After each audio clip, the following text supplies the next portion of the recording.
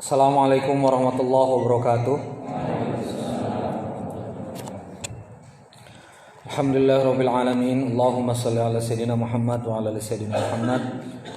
Asyhadu an la ilaha illallah wa asyhadu anna Muhammadan abduhu wa rasuluh la nabiyya ba'dah. Rabbi shrah li sadri wa yassir li amri wa hlul 'uqdatam min lisani yafqahu qawli. Rabbi anzilni munzalan mubarakan wa anta khairul munzilin. Shadaqallahul adzim. Bapak Ibu yang saya muliakan, yang saya cintai semuanya, pertama-tama kita bersyukur kepada Allah Subhanahu wa taala pada kesempatan pagi hari ini bisa bersilaturahim. Izinkan saya berdiri di sini karena tadi Bapak Bupati berdiri di sini. Jadi mudah-mudahan bisa mendapatkan keberkahannya Pak Bupati tadi di sini. Saya juga sangat berbahagia sekali semangat dari Forsitamas ya Pak. Forum Silaturahim Takmir Masjid Kulon Progo ya. Yang nampaknya ini harus dicontoh oleh 500 lebih kota kabupaten yang lain supaya kemudian masing-masing takmir masjid ini punya forum untuk kemudian bertemu bersama ya. Karena sebetulnya tidak ada yang berat Pak kalau misalnya kita sering ngobrol ya. Ngurus masjid ini berat kalau sendirian, tapi kalau ngumpul begini jadi ringan. Kenapa? Karena jadi ketemu dengan orang-orang yang punya masalah yang sama. Saya rasa begitu ya. Jadi masing-masing punya masalah di masjidnya masing-masing. Kalau difikirkan sendiri berat. Tapi kalau misalnya kita kemudian ngumpul seperti ini, nampaknya bisa lebih ringan lagi. Bapak Ibu sekalian, perkenalkan nama saya Randy Saputra. Baru 3 bulanan di daerah istimewa Yogyakarta ini, di Mataraman ini. Saya baru 3 bulanan di sini, jadi saya juga mohon maaf menyampaikannya pakai bahasa Indonesia. Ya, sedang kursus cepat bahasa Jawa ini. Mudah-mudahan nanti di pertemuan berikutnya bisa pakai bahasa Jawa yang mungkin Bapak Ibu lebih nyaman. Aktivitas sekarang di Jogja, alhamdulillah sudah selesai bertugas di Masjid Sujati Saliman. Sekarang saya berdiri dengan entitas dakwah sendiri, sedang membangun Sulaiman Institute ya, SI dengan tajuk Islamic Empowering Movement. Termasuk perhatian kami nanti kepada rekan-rekan pengurus masjid. Hari ini saya bawa salah satu jajaran pengurus di Sulaiman Institute, Mas Dimas. Nanti mudah-mudahan secara perlahan kita bisa terus bekerja sama. Baik Bapak Ibu sekalian, kawan-kawan takmir, saya ingin mulai narasi dan gagasannya tentang manajemen masjid. Target saya pada kesempatan kali ini kita trigger saja, artinya kita pemicu saja 30 menit ya, mungkin maksimal sampai setengah 11. Waktu saya sampai 11.15, jadi nanti ada waktu 45 menit untuk diskusi ya. Saran saya sih nanti kalau misalnya mau dilayani cepat, kalau misalnya mau masuk sesi diskusi, bikin aja poin-poin pertanyaan di kertas, catat, nanti sampaikan ke panitia, saya baca, saya bisa jawab cepat. Karena waktu diskusi kita 45 menit, saya berharap nanti kita bisa dapat pertanyaan yang inti-intinya cepat supaya kemudian saya bisa sampaikan di sini dengan segera. Baik, saya ingin masuk Bapak Ibu sekalian terkait dengan bahasa tata kelola. Tata kelola ini di dalam istilah bisnis disebut dengan manajemen. Apa itu manajemen? Manajemen itu adalah mengelola berbagai sumber daya yang ada ya, agar kemudian tercapai sebuah tujuan. Jadi ada mengelola sumber daya tujuan. Itu namanya kaidah dari manajemen. Jadi kalau misalnya sebuah bisnis, misalnya dia mau punya penghasilan atau mau punya target profit 1 miliar rupiah, maka dia kelola semua sumber daya. Apa tanah yang dia punya, apa uang yang dia punya, apa jaringan yang dia punya, berapa karyawan yang dia bisa punya, bagaimana kemudian pasar, bagaimana kemudian market, siapa aja yang beli, semuanya mereka kelola. Kita kemudian harus jualan apa? Oke, mau punya laba 1 miliar. Kira-kira 1 miliar itu gimana ngitungnya? 1 miliar itu Anda jualan 1000 barang untung 1 juta, itu 1 miliar. Atau Anda jual 1000 barang, Anda jual 1 juta barang untung 1000 rupiah. Berarti Anda jual 100.000 barang untung 10.000 rupiah, itu 1 miliar. Atau Anda jual 10.000 barang untung 100.000 rupiah. Maka seluruh sumber daya dikelola. Kita jualan apa? Oh, ada rotan. Mari kita jadikan sesuatu. Oh, ada tanah, mari kita tanam sesuatu. Itu namanya tata kelola. Maka dari itu, apa yang membuat kemudian banyak pengelolaan masjid ini gagal kita kelola? Karena kita nggak tahu objektif tujuannya ini apa. Apa objektif tujuan masjid? Oh, melaksanakan sholat 5 waktu, ya, menyediakan imam, menyediakan muazin, itu kegiatan, Pak. Sholat 5 waktu itu kegiatan. Jualan itu kegiatan, buka toko itu kegiatan. Tujuan itu profit. Nah, sekarang masjid apa? Sholat itu kegiatan. Tablik akbar itu kegiatan. Kalau misalnya masjid hanya bergerak dari kegiatan dan kegiatan, itu namanya bukan ta'mir masjid. Karena ta'mir masjid itu di ayat yang tadi, innama ya'muru masajidallah man amana billah wal yawmil akhir wa qama shalah wa ata zakah. Kalau kegiatannya hanya dari kegiatan, kalau aktivitasnya hanya dari kegiatan ke kegiatan, namanya event organizer. IO sholat, IO kajian. Event organizer kan begitu, Pak. Bawa artis, jual tiket, rame.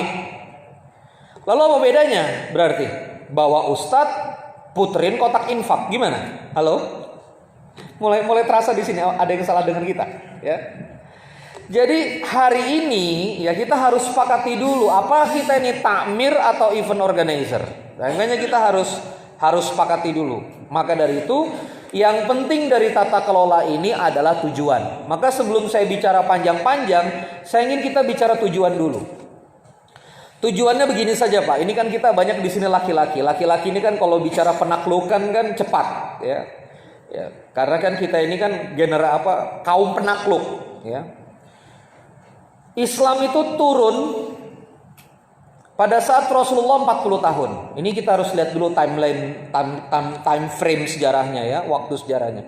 Rasulullah 40 tahun Hijriah, ya, maksudnya tahun ukuran Qamariyah, kemudian Rasulullah mendapatkan wahyu. Wahyunya apa? Iqra bismi rabbikal ladzi khalaq. Itu menjadi pertanda Rasulullah jadi nabi. Perhatikan ini. Tapi yang harus kita lihat, 13 tahun dakwah di Mekah itu Rasulullah tidak punya wilayah, tidak punya institusi dakwah sebetulnya sama sekali. Tidak ada institusinya, Pak. Tidak ada tempat berkumpul, tidak ada definisi markas dan seterusnya. Jadi 13 tahun itu yang tumbuh di masyarakat itu adalah pemikirannya. Makanya kalau dilihat di semua ayat-ayat Makkiyah itu cerita tentang ayat-ayat akidah.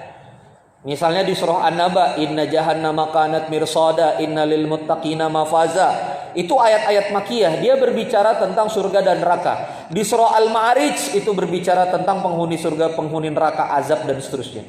Jadi ketika kita berbicara tentang fase dakwah Rasulullah di Mekah, sebetulnya Islam baru berbentuk embrio. Buktinya apa? Para sahabat sepeninggalan Rasulullah tidak menjadikan tahun Rasulullah menjadi Nabi sebagai tahun satu Islam. Kan para sahabat ini musyawarah setelah Rasulullah wafat. Kapan kita penanggalan tahun satu Islam? Apakah pada saat Rasulullah lahir? Enggak. Kata para sahabat, kalau kita penanggalan tahun satu Islamnya pada saat Rasulullah lahir, itu berarti mirip dengan teman-teman Nasrani. Kita nggak pakai itu. Oke, ketika Rasulullah dapat wahyu waktu di Mekah, Gua Hira, ini nggak jadi narasi kawan-kawan para sahabat Rasulullah juga sepeninggalan Rasulullah. Kenapa? Karena pada saat Rasulullah dakwah di Mekah itu Islam itu bentuknya masih embrio, ditekan, diinjak-injak, tidak punya harga diri, dan kita belum ada bentuk di situ. Kapan akhirnya tahun satu Islam itu disepakati? Hijrah.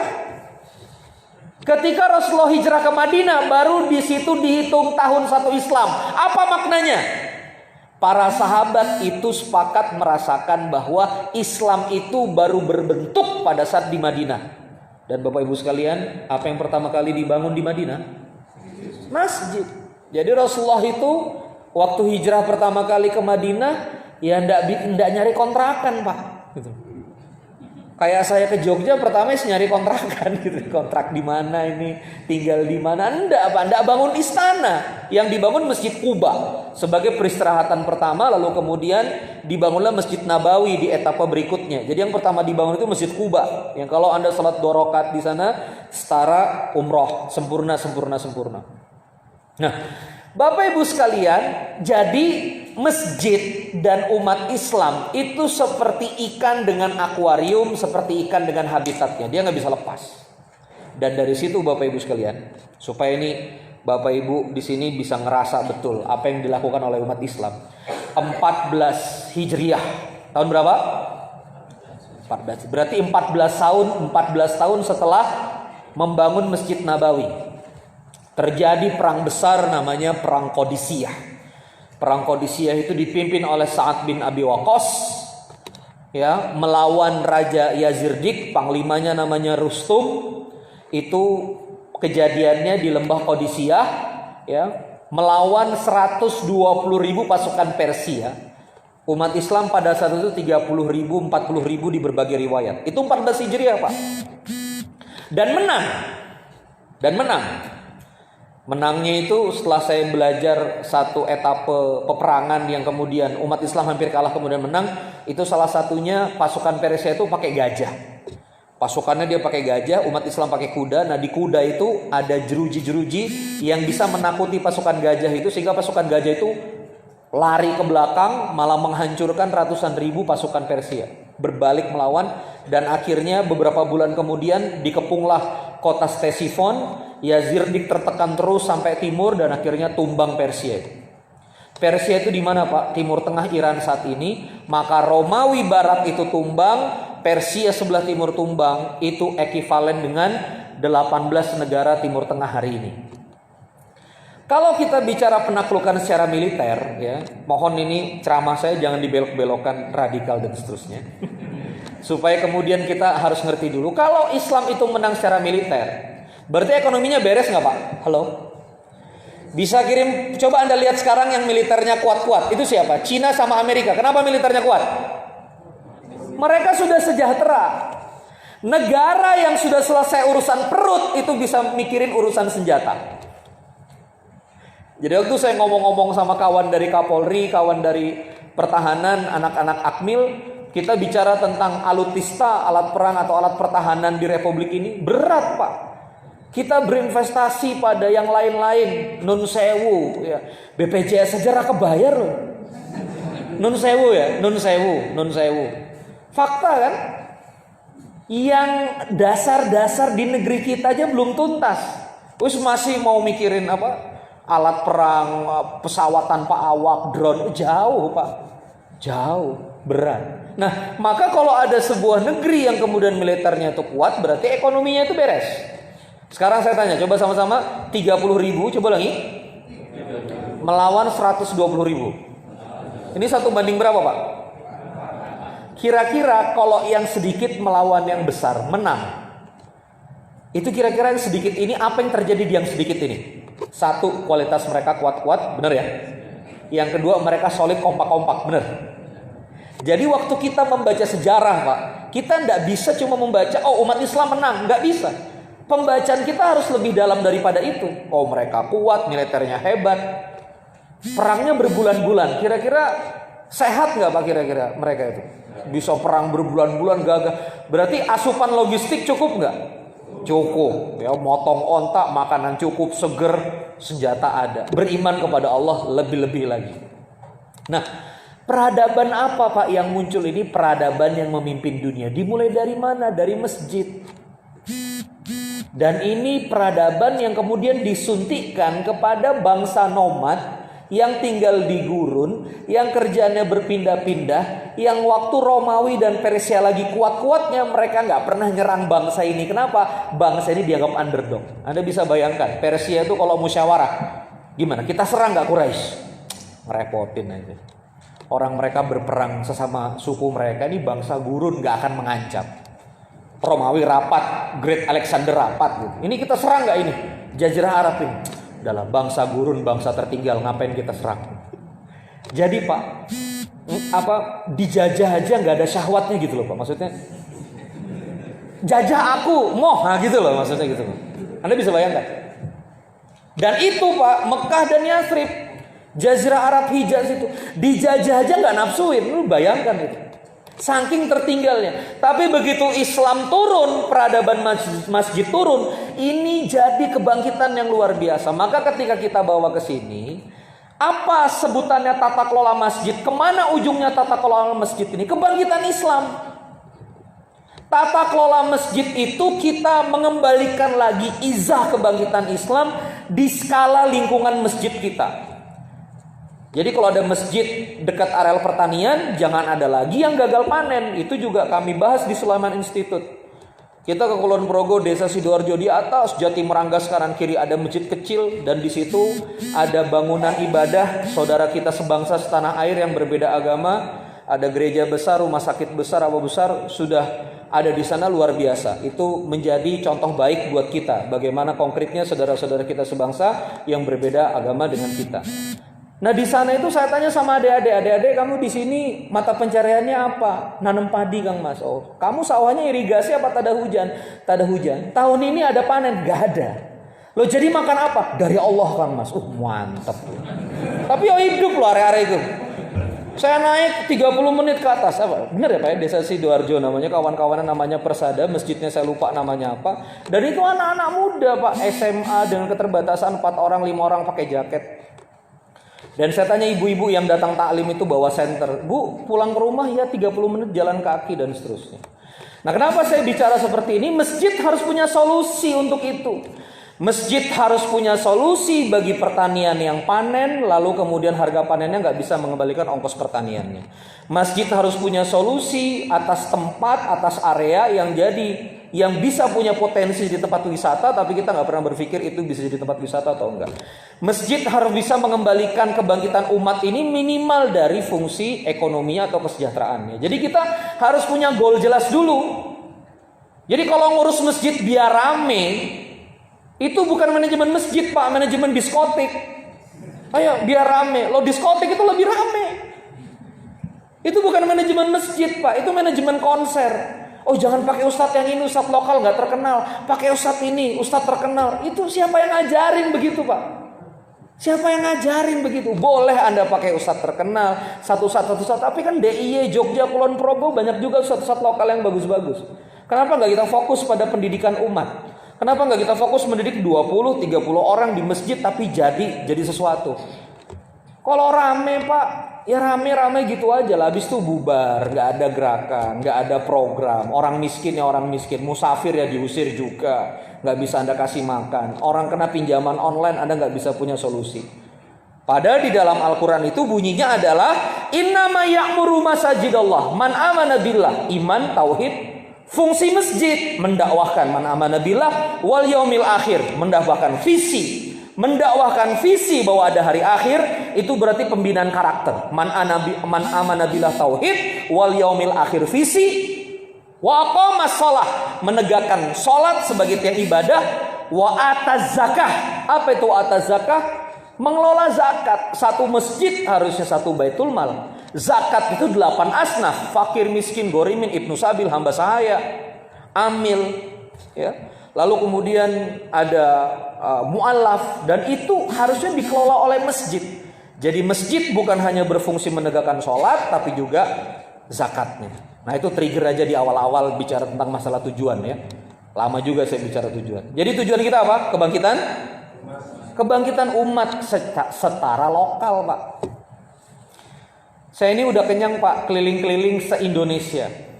Keliling-keliling se-Indonesia, bicara di Padang, bicara di Balikpapan, Samarinda, Sulawesi, Bone, Makassar, Jawa Timur, Sidoarjo, Surabaya. Saya bicara di Lamongan, banyak saya udah keliling kemana-mana deh Pak. Jakarta, Jabodetabek, Banten, cuma Aceh, Medan sudah, gitu ya. Dan gak bisa Pak, kita ngurusin negara sebegini gede cuma di ceramah-ceramahin sekali, nggak jadi apa-apa. Maka ada yang strategis yang kita bisa lakukan di Indonesia ini. Kepengurusan area dan kebangkitan area ini harus kita lakukan secara regional. Ditugaskan ke siapa? Ditugaskan ke masjid. Karena masjid di Indonesia ini jumlahnya 1 juta titik. Saya kasih gambaran. 1 juta titik itu kalau dibagi dengan 82.000 desa dan kelurahan, berarti satu desa atau satu kelurahan itu ekuivalen dengan 12 sampai 15 masjid. Anda bisa bayangkan. Satu desa, satu kelurahan itu berapa masjid? 12 sampai 15 masjid. Kalau area daratan di Indonesia ini kita bagi dengan jumlah seluruh masjid yang ada, maka ekuivalennya adalah per 1,2 km persegi. Perhatikan, per berapa? 1,2 km persegi atau per 1 km persegi. 1 km persegi itu berapa sih? 1 kilo ke sana, 1 kilo ke sana. Nah, itu 1 km persegi. Berarti 1000 meter ke sana, 1000 meter ke sana, itu 1 km persegi. Jadi 1 km persegi itu ya segitulah tadi, 1000 kali 1000. Berapa hektar tuh 1000 kali 1000 itu? 100.000. 10 hektar. Jadi per 10 hektar, 10 hektar Pak? Oh 100 ya? 100.000. Kan 1 hektar 10.000 meter persegi Pak. 1000 kali 1000 itu 1 juta hektar. Oh iya betul, 100 hektar. Berarti per 100 hektar satu masjid. Nah, jadi Bapak Ibu sekalian, ini yang kemudian harus jadi visi kita bersama. Umat ini harus kita kembalikan pengelolaannya ke masjid-masjid yang ada. Makanya kalau kita bicara tentang DIY saja, DIY itu saya lihat populasinya 2 juta populasi. Kulon Progo berapa Pak? Nah, 500.000. Itu enggak bisa Pak, nun sewu. Kantor bupatinya di sini ngurusin Kulon Progo yang segede gini 500.000 nggak bisa. Maka saya senang sekali Pak Bupati tadi bermitra dengan masjid-masjid untuk mengelola wilayah. Jadi kita ini strategis banget, ya. Kita ini masjid ini strategis banget untuk kebangkitan ke depan nanti. Nah maka dari itu satu. Kita berbicara tentang apa? Tujuan. Ya kan? Jadi tadi kan ada apa? Mengelola sumber daya, tujuan. Maka kita akan masuk pada yang kita sebut dengan pengelola. Sumber daya nanti terakhir saya sebut. Sekarang dari tujuan tadi untuk membangkitkan kualitas umat ini, sekarang kita masuk pada pengelolaan ini. Kalau pengelolaan, maka kita harus berbicara fungsi. Contoh, saya angkat kamu jadi direktur keuangan. Fungsimu apa jadi direktur keuangan? Itu namanya pengelolaan. Jadi coba sama-sama, pengelolaan selalu terkait dengan fungsi. Nah maka fungsi masjid itu setidaknya ada 4 yang Bapak Ibu takmir di sini harus paham di luar kepala. Ya, jadi betul-betul merasuk. Nanti kalau saya ngomong paham di luar kepala berarti di luar kepalanya, ya, berarti tidak paham, gitu ya. Maksudnya paham apa? Paham betul-betul merasuk ke dalam jiwa. Yang pertama Bapak Ibu sekalian, masjid ini jelas adalah dia fungsi ibadah. Fungsi apa? Fungsi ibadah. Itu jelas. Karena masjid ini dibangun sebagai tempat sujud kepada Allah. Fungsi penghambaan. Maka ini adalah kegiatan utama masjid 5 waktu. Itu kegiatan utama masjid. Dan saya nggak usah ngajarin lagi Bapak Ibu. Bapak Ibu di sini kalau urusan melaksanakan sholat 5 waktu paham banget lah ya. Air wudhu, istinja itu kayak apa, memastikan kebersihan kayak apa, mic, sound system itu sudah khatam lah Bapak Ibu sekalian. Dan itu perkara yang bisa dipelajari secara teknis. Namun yang harus kita sadari, coba dirasakan baik-baik di dalam hati. Kalau masjid yang kita bangun ratusan juta rupiah, bahkan di beberapa tempat masjidnya itu mungkin miliaran rupiah.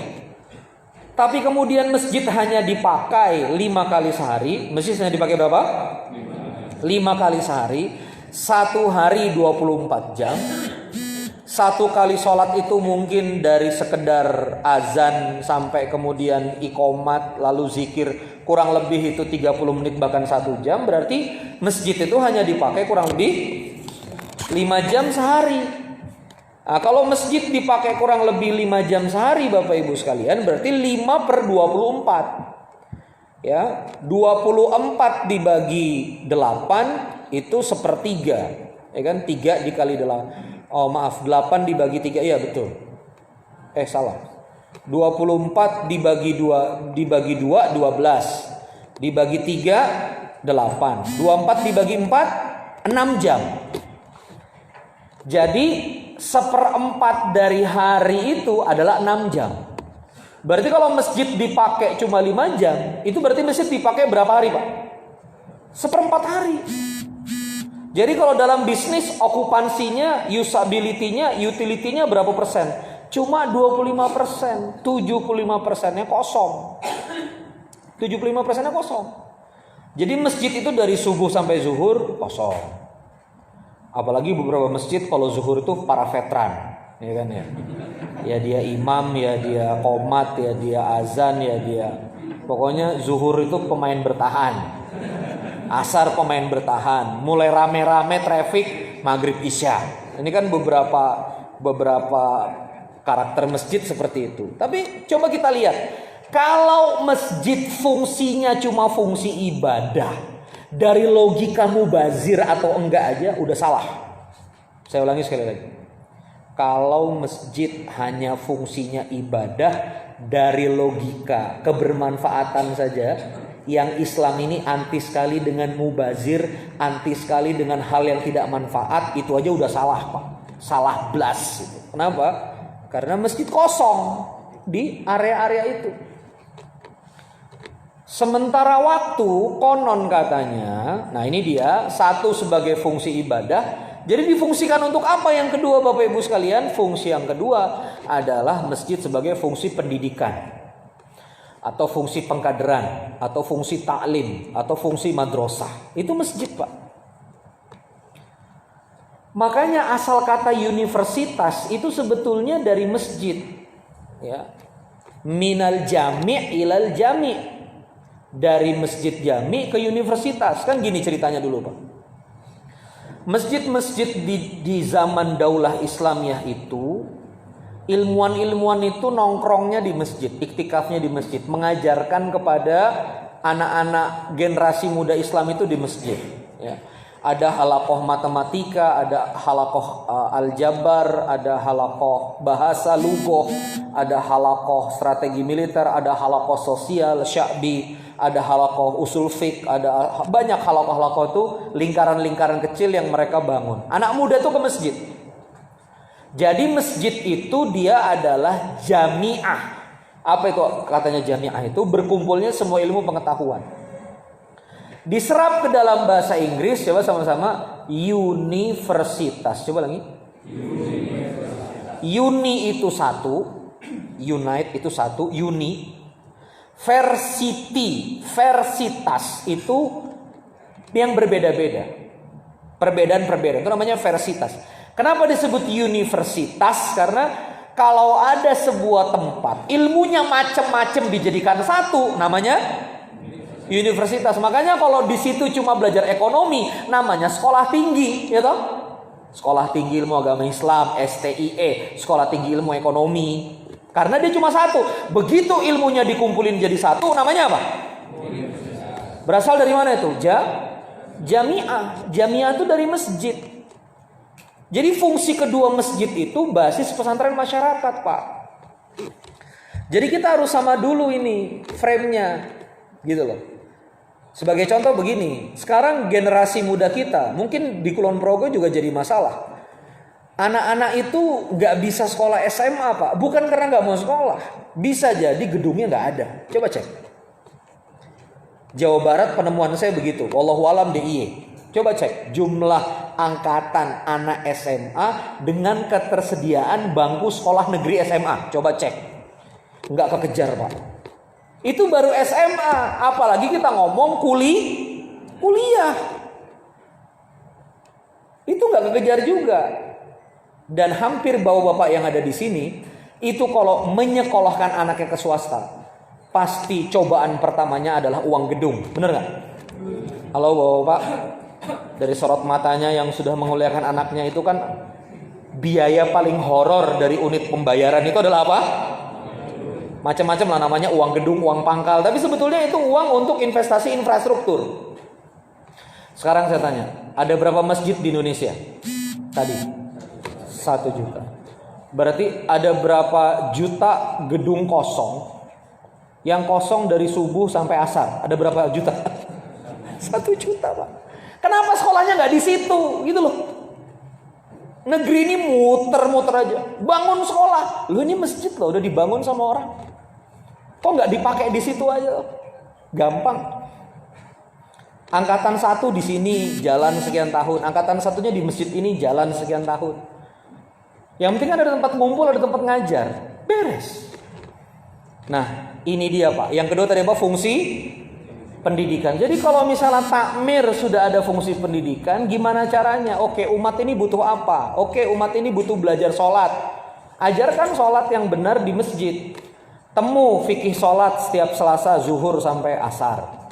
Bikin training sholat, bikin training wudhu, sekian pertemuan.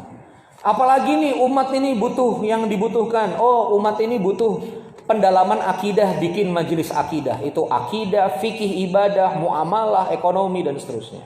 Tapi kemudian, nah ini kita mulai masuk pada yang menantang. Umat ini butuh ngerti nanam padi yang benar. Boleh nggak kira-kira dilatihnya di masjid? Ah masa? Beberapa takmir dunia nih, urusan dunia nggak boleh di dalam masjid. Beberapa takmir. Halo? Logikanya kalau saya bilang tadi tujuannya kebangkitan, boleh nggak kita ngajarin Pak supaya panennya nggak cuma 2 kali setahun, bisa 4 kali setahun, dan supaya 1 hektar nggak cuma 4 ton, bisa sampai 10 ton. Ini masjid bekerja sama dengan lembaga riset akan ngajarin bapak-bapak. Alhamdulillah kita dapat wakaf benih. Kita dapat infak sodakoh benih, sodakoh nutrisi pangan dari Sulaiman Institute. Misal begini, begitu ya. Misal saya danai masjid Anda, itu mimpi kami memang.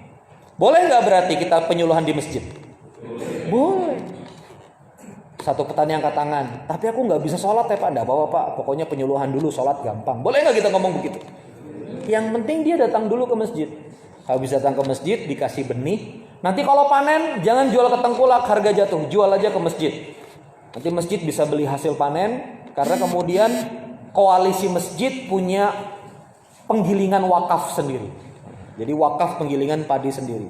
Itu masa depan Pak, dan itu terjadi Pak di New Zealand. Petani-petani susu, peternak-peternak susu perah itu dia punya unit pengolahan susu sendiri namanya Fonterra. Itu dari kolekan sama-sama. Kenapa masjid di Kulon Progo nggak bisa? Misal begitu. Sekarang saya tanya juga, berarti kalau anak-anak kita ini butuh jadi anak-anak yang hebat-hebat, leadershipnya bagus-bagus, boleh nggak pelatihan kepemimpinan di masjid Pak? Boleh nggak kita ajarin pidato di masjid? Boleh nggak kita ajarkan tentang pendalaman sosial tentang Kulon Progo di masjid? Boleh nggak seperti itu? Boleh nggak rapat desa wisata di masjid? Nah cocok ini udah kita. Berarti kita udah satu cara berpikir. Jadi begini, coba sama-sama cara berpikir dulu dibenahi. Coba ulangi. Coba pegang pak kepalanya Pak, biar terasa Pak ya. Cara berpikir dulu, coba. Cara merasa. Cara berpikir. Ini dulu yang direvolusi. Nanti program benar sendiri. Oke paham ya? Fungsi pendidikan. Jadi Bapak Ibu sekalian, saya masih ada 2 fungsi lagi. Ya entah kenapa saya mau bicara setengah jam, tapi rasanya aku pengen berbicara sejam aja di depan Bapak ini. Indonesia ini Pak, saya mulai mendalami perang Diponegoro, Dipanegara ya. 1825 1830 melawan Jenderal de Kock gitu. Di sini kan wilayah perangnya itu sampai Kulon Progo ini juga masuk dalam sejarah. Ada pamannya Diponegoro yang meninggal heroik syahid heroik di Kulon Progo ini. Perjuangan Diponegoro itu Pak kemudian menjadikan kesadaran kolektif para ulama Islam di awal 1900-an bahwa tidak mungkin lagi kita perangnya itu fraksional. Jadi kan dulu Jogja dengan Sunda dengan Jawa Barat ini kan mancanegara Pak, namanya mancanegara, negara tetangga. Jadi kalau Anda dari Jawa Tengah ini ke Jawa Barat itu pakai paspor. Imigrasi tuh, ngelewatin imigrasi kenegaraan itu. Zaman dulu mancanegara Pak. Konon ini mancanegara. Ke Jawa daerah timur itu mancanegara sudah. Nah, perjuangan kemerdekaan atau perjuangan melawan VOC ini kalau misalnya pecah-pecah cuma kerajaan-kerajaan aja, dia nggak akan bisa menang. Maka dari itu Cokro Aminoto lalu Soekarno mengeja entitas baru namanya Cara berpikirnya mereka ubah dulu. Kita nggak bisa perang sendiri-sendiri nih. Kita mesti jadi satu. Akhirnya Yong Java, Jong Celebes, Jong Borneo, Sumpah Pemuda 1928. Itu kan engine-nya engine ulama Pak, 1900 sekian. Nah, jadi begitu cara berpikirnya diubah, cara mainnya pasti berubah. Apa kesalahan pengelolaan masjid hari ini? Tidak pernah merevolusi cara berpikir, fokusnya program. Ayo programnya apa? Ngumpul sama takmir. Ayo programnya apa? Loh, otaknya belum sama. Ayo kita adain makan-makan. Yang satu teriak, kas masjid, nggak boleh dipakai makan-makan. Kelahi. Nah itu loh. Kan saya tahu apa yang terjadi di Anda kan. Ayo kita kasih bicara ustadz gini, jangan banyak-banyak, nanti masjid susah bayar listrik. Nah. Ayo kita adakan pelatihan pertanian. Loh kita bukan penyuluh pertanian, kita ini masjid. Masjid itu untuk sholat, yang di bagian itu menara, keran, tehel, air wudhu, gitu kan. Muter-muter di situ, keranan, bikin menara, ya kan, membaikin kipas, ganti sound system. Narasi masjid berputar-putar di situ. Kenapa? Karena bukan cara berpikirnya yang diperbaiki. Anda langsung jump in, masuk ke program, itu yang jadi masalah. Halo? Saya nyinggung gak apa-apa. Memang ini pertemuannya harus disinggung keras ya. Nah, jadi biar cepat perubahannya. Lanjut, fungsi ketiga. Coba sama-sama. Fungsi ibadah. Coba lagi, fungsi pendidikan. Yang ketiga adalah masjid itu berfungsi sebagai fungsi sosial. Fungsi sosial. Bapak Ibu sekalian, daerah DIY ini UMK-nya, upah minimumnya ini termasuk 10 terendah di 500 kota kabupaten yang ada di Indonesia. 1,7, 1,8, sementara Jabodetabek sudah di 4.500.000, sudah di 3 juta dan seterusnya. Tapi ada temuan yang menarik, sahabat saya berdiskusi di Facebook begini. Upah minimum Kulon Progo, Sleman, Bantul itu rendah. Tapi biaya hidup dan juga hubungan sosial membuat angka segitu jadi sangat murah. Maksudnya jadi sangat cukup. Jadi 4 jutanya Anda tinggal di Jakarta dibanding dengan 1,8 jutanya tinggal di Jogja, itu lebih barokah. 1,8 juta di Kulon Progo. Wah, itu anak banyak apa wes hidup gitu ya. Tapi kalau misalnya di Jabodetabek 4 juta, wah itu luar biasa Pak. Ya, tempat tinggal mahal, transportasi mahal, wah pokoknya berat. Nah, ada satu temuan ini kemudian menjadi sebuah teori besar. Teorinya begini, ayo diulangi sama-sama. Ketika kohesi sosial tinggi, coba ulangi. Apa itu kohesi sosial? Kekompakan di masyarakat, saling sapa, saling tegur, saling kenal, saling bantu itu tinggi. Maka kehidupan akan murah. Coba lagi, ketika kohesi sosial tinggi, kehidupan akan murah. Sebagai contoh, ya. Saya nggak tahu di desa Anda masih berlaku nggak, tapi kalau di kota sudah punah. Dulu saya masih kecil, ingat banget di kampung saya di Balikpapan, Kalimantan Timur itu, kalau om tante saya mau nikah, kami semua turun bantu. Nikahannya di rumah, pasang taruh, tetangga tuh bawa ayam, bawa apa, masak. Mama saya tukang masak.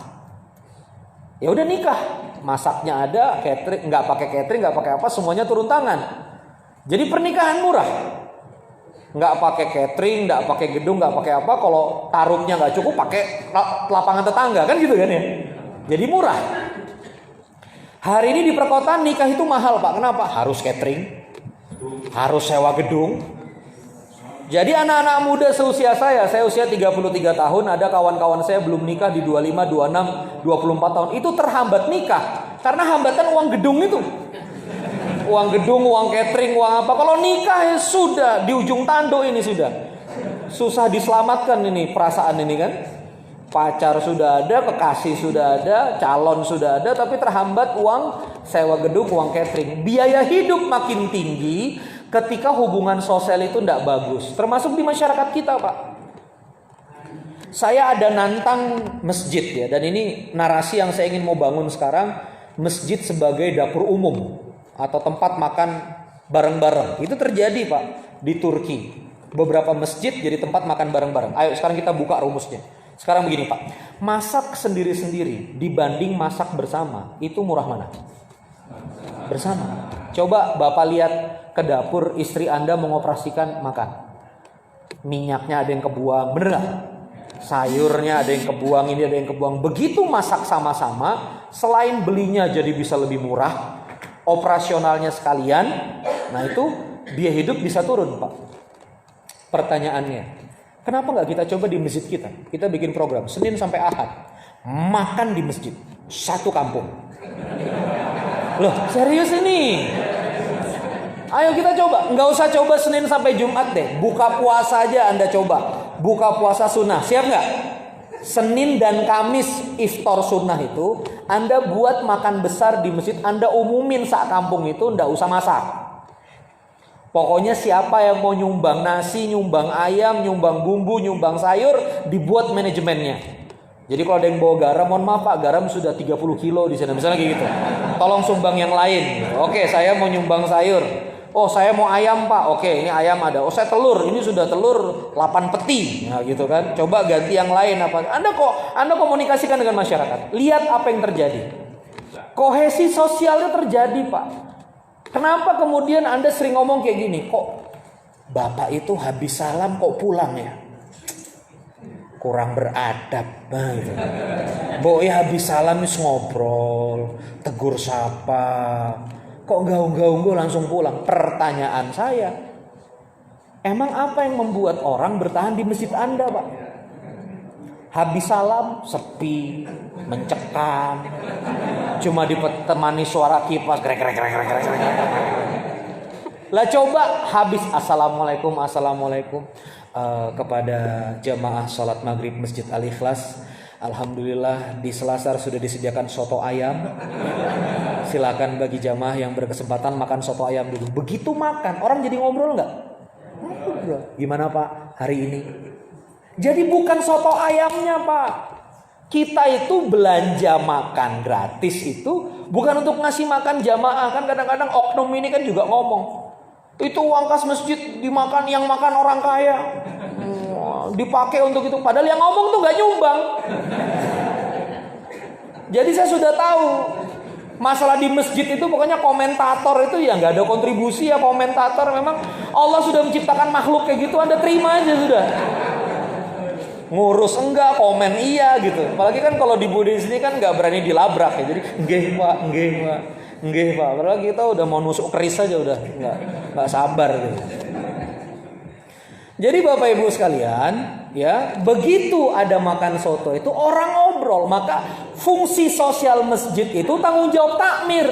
Membuat jamaah ngobrol itu tanggung jawab siapa? Tanggung jawab takmir. Orang jangan dikomentarin loh. Kok mereka habis salam pulang ya, nggak ngobrol? Lo salah Anda, nggak bikin mereka ngobrol. Coba dibuat mereka ngobrol, mereka nyaman. Kalau nggak kuat soto ayam, ya minimal kue-kue kecil, teh manis, ada kopi. Kalau mazhab masjid Anda lentur, kasih jisamsu. Wah itu kan apa? Terus Pak jisamsu, ini apa Pak? Ya kalau mazhabmu lentur, ya toh. Kalau kamu makruh haram ya jangan, gitu loh. Kasih kopi aja. Itu menurut saya santai aja Pak. Itu komunikasi. Ditaruh di Selasar. Oh nanti kotor, ya taruh cleaning service. Yang penting masyarakat ngobrol. Apa yang terjadi ketika masyarakat ngobrol Pak? Saya sudah coba di Sulaiman Institute. Kami maksa jamaah untuk kemudian bicara.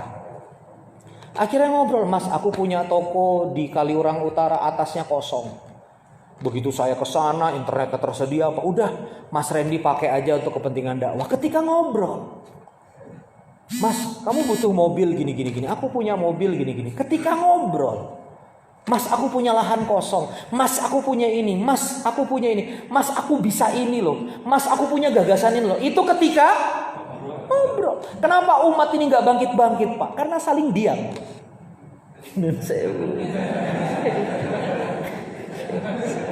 Angge aja. Akhirnya masalah, udah datang ke masjid masalah, pulang ke masjid. Masalah itu gak selesai. Seorang anak laki-laki jomblo belum menikah, ingin mendapatkan istri soleha. Setiap dia melamar ke orang tua yang gak paham Islam, jadi ditolak terus. 6 bulan dia sholat jamaah subuh itu di situ terus-terusan. Di sebelahnya dia ada bapak-bapak yang punya anak wanita cantik, solehah, hafal Quran, mencari anak laki-laki yang soleh. Bahunya kena 6 bulan. Ini supply demand gak ketemu. Allah. 6 bulan itu Pak. Gak ngobrol, gak dong itu bapaknya. Gak roh. Kalau misalnya samping kirinya ini orang soleh. Lah coba masjid Anda tuh, Masjid Al-Ikhlas membuka biro pernikahan. Loh, gitu kan? Bagi yang mau menikah atau veteran yang mau lagi misalnya gitu, silakan ajukan. Jadi dikelola sama masjid. Ketika masjid itu ngobrol, Pak. Coba kalau makan soto kan pasti ngobrol, Dek. Rajin banget subuh, misalnya pada subuh bikin sarapan berkah. Sarapan berkah tuh kalau pagi apa sih? Pak, kacang hijau, Pak. Beli kacang hijau, beli gula merah, ya kan? Santan dikit, campur ngembang. Ya kan gitu. Ciduk, selesai. Paling modal 100.000 untuk beberapa puluh jamaah, ya kan? Gula merah, kacang hijau, santan dikit, aduk, udah tuang gitu loh. Modal mangkok selesai. Kalau ada kacang hijau di masjid pada subuh, ini ngobrol nggak? Bapak sama anak tadi. Ngobrol, Pak. Itu fungsi masjid. Jadi cara berpikir kita. Nah kalau cara berpikir kita ini salah Pak, mengkomunikasikannya salah juga kepada jamaah. Kita adain makan-makan, masjid kok tempat makan-makan, aliran sesat kayak gitu. Rusak gitu kan akhirnya. Halo? Karena apa? Cara berpikirnya nggak tuntas. Karena masjid itu fungsi sosial. Buktinya apa di zaman Rasulullah? Datang ke Nabawi, orang bertanya, ya Rasulullah, saya punya masalah begini. Datang ke Rasulullah, ya Rasulullah, saya punya masalah begini. Itu di mana diskusinya? Masjid Nabawi. Nggak ada di pos kamling, di mana? Nggak ada Pak. Diskusi begitu tuh ya di masjid, gitu loh. Gimana ini? Ya? Udah gak sabar balik ke masjid tuh pengen gitu ya. Rupanya. Jadi Bapak harus bisa berdialektika juga sama orang-orang yang bikin sulit. Karena di masjid itu ada juga orang yang gitu Pak ya. Pokoknya oposisi aja gitu ya. Wes pokoknya kalau kita ngapain wes salah gitu. Nah itu mesti disikat sama narasi-narasi yang ilmiah, otoritas. Nah yang keempat adalah yang terakhir sebelum kita diskusi nanti adalah fungsi ekonomi. Fungsi apa? Fungsi ekonomi. Nah di fungsi ekonomi ini maka penting bagi masjid memperhatikan anak muda yang gak ada kerjaan, generasi milenial, keluarga, bapak muda. Nah saya kemarin ada ceramah di sebuah masjid itu mereka bikin pengajian 2. Bapak-bapak sepuh majelisnya sendiri, bapak-bapak muda majelisnya sendiri. Itu penting Pak, karena topiknya beda. Ya nun sewu, ini anak masih sehat, anak muda masih segar, ngaji di masjid Anda 8 pertemuan materi husnul khotimah. Nah ini kan enggak, ya sekali boleh gitu loh. Tapi kalau 8 pertemuan husnul khotimah, ini anak muda 24 tahun, rasanya mau mati aja ya Allah. Kapan aku mati ya Allah menghadapmu? Nun sewu ya, walaupun bisa jadi yang muda itu mati duluan, bisa jadi. Ya, kayak saya duluan bisa jadi. Ya, wallahu alam. Tapi kenapa kok masjid nggak kehadiran anak muda? Karena nggak menjawab Pak. Apa sih masalah keluarga muda sekarang itu? Cicilan, kebutuhan, hubungan pranikah yang nggak beres. Ya, kalau orang tua kita dulu kan punya adab, dididik. Lo sekarang anak-anak dididiknya sama YouTube nikah. Lo coba rasakan. Wani ditoto, ya kan? Berani untuk ditata. Kan itu falsafah Jawa. Ya wanita-wanita kita sekarang sebagian besar yang nggak di sini itu dididiknya pakai YouTube, begitu dia nikah kan jadi harimau semua. Nah ini perlu ada kajian pranikah bagi mereka, perlu ada kajian pasca nikah bagi mereka. Islam menjawab karir, find your true passion, find your true strength.